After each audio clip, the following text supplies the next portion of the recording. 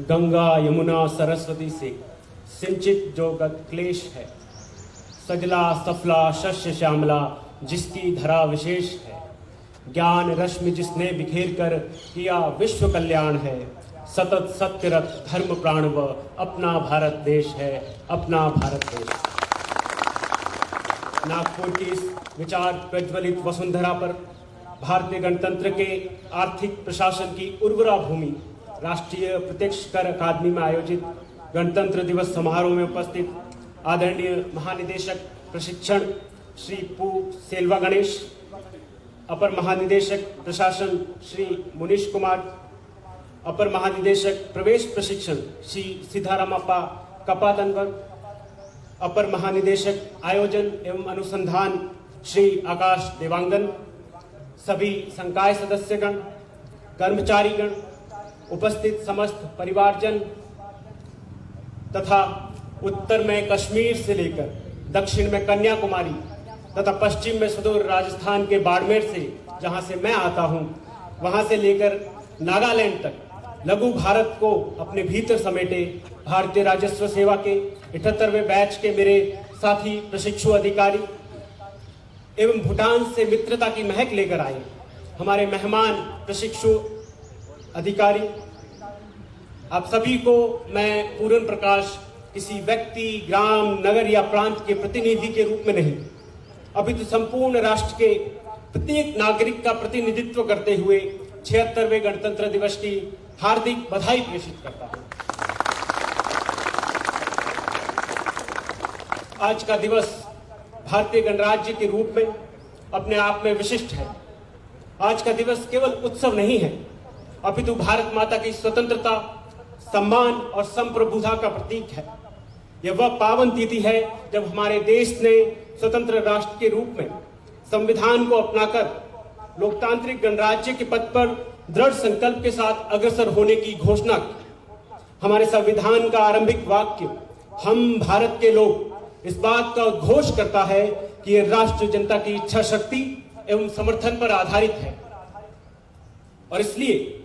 आज का दिन हमारे संविधान को मूर्त रूप देने वाले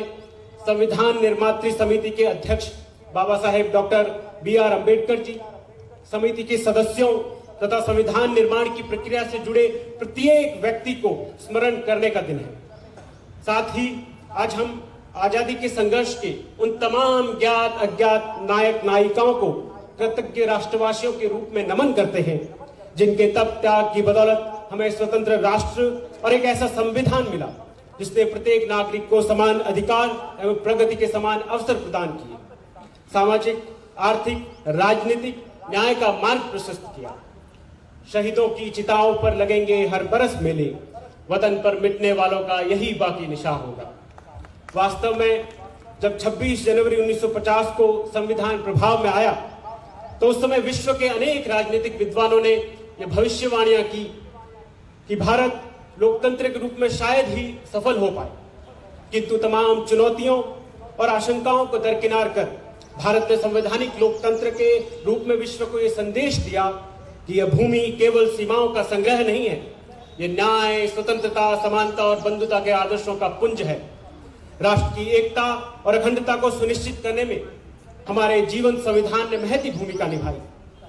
लोकतांत्रिक गणराज्य के रूप में वास्तव में विभिन्न भाषाओं, धर्मों और संस्कृतियों के संगम से बनी विविधता में एकता हमारी महान शक्ति बन के उभरी, और भारत की इसी सामूहिक लोक चेतना के समन्वित प्रयासों और पुरुषार्थ के फलस्वरूप ज्ञान से विज्ञान, अनुसंधान से उद्योग, कला से क्रीड़ा और खोज से शोध तक हमने नित्य नए कीर्तिमान स्थापित किए। आजादी के पश्चात गुट निरपेक्ष आंदोलन, संयुक्त राष्ट्र शांति मिशन, परमाणु शक्ति अर्जित करना हो या फिर सूचना क्रांति में अग्रणी बनना, वहीं हाल के वर्षों में इसरो के नेतृत्व में मंगल मिशन, चंद्रयान, G20 की अध्यक्षता हो, अंतर्राष्ट्रीय सौर गठबंधन हो या फिर लाइफ मिशन, ये उपलब्धियां वैश्विक स्तर पर भारत गणराज्य की निरंतर ओजस्वी यात्रा की गवाही देते हैं। विश्व की हमारी ये यात्रा निरंतर जारी रहे, इस रूप में आज का दिन हमारे संवैधानिक अधिकारों के साथ साथ अपने कर्तव्यों के पालन के दृष्टिकोण से भी अत्यंत महत्वपूर्ण और आत्मावलोकन का दिन है। राष्ट्र को समृद्ध, सशक्त और स्वच्छ बनाने में अपने कर्तव्यों का पालन करना ही वास्तविक राष्ट्र धर्म है।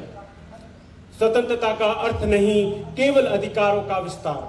कर्तव्यों की बलिवेदी पर हो कर्तव्य सभी साकार। इस रूप में भले ही सीमा पर सैनिक बनकर हम देश की रक्षा ना कर पाए, किंतु सामान्य किसान, रिक्शा चालक, कर्मचारी, व्यापारी, शिक्षक, सिविल सेवक या फिर एक सामान्य करदाता के रूप में ही सही अपने कर्तव्यों का शुद्ध अंतःकरण से सम्यक निर्वहन कर हम देशभक्ति के धर्म को निभा सकते हैं। आज जब हम भारतीय राजस्व सेवा जैसी गौरवशाली सेवा के एक अंग के रूप में यहाँ खड़े हैं, तो हमें यह दिन याद दिलाता है कि हमारी भूमिका संविधान और हमारी सेवा के प्रति कितनी महत्वपूर्ण है। देश की राजस्व एवं कर व्यवस्था को सुदृढ़ बनाकर राष्ट्र की आर्थिक प्रगति को सुनिश्चित करना हमारा ध्येय होना चाहिए।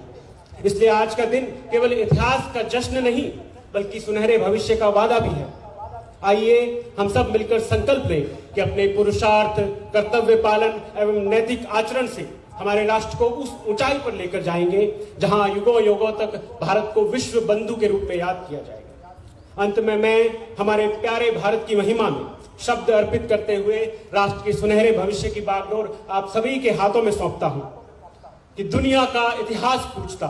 रोम कहां यूनान कहां। दुनिया का इतिहास पूछता, रोम कहां यूनान कहां।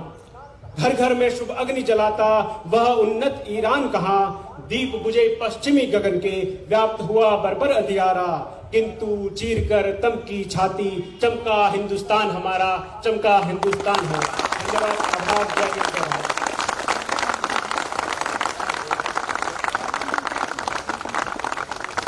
ऐसे ऊर्जावान शब्दों के लिए आपका बहुत धन्यवाद।